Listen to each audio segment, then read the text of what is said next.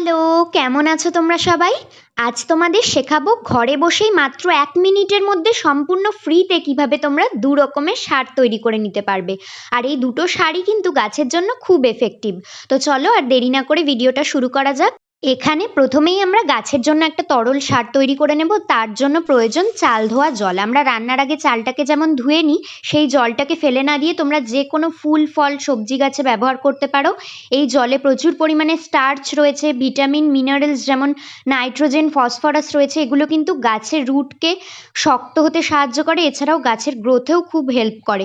আমি কিন্তু আমার গাছগুলোতে এই জল ব্যবহার করে খুবই উপকার পেয়েছি।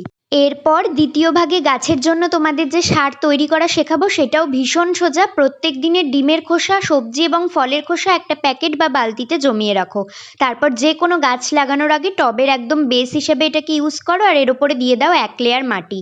এই খোসাগুলো কিন্তু মাটির সাথে মিশে গাছের জন্য খুবই উপকারী একটি সার তৈরি করবে।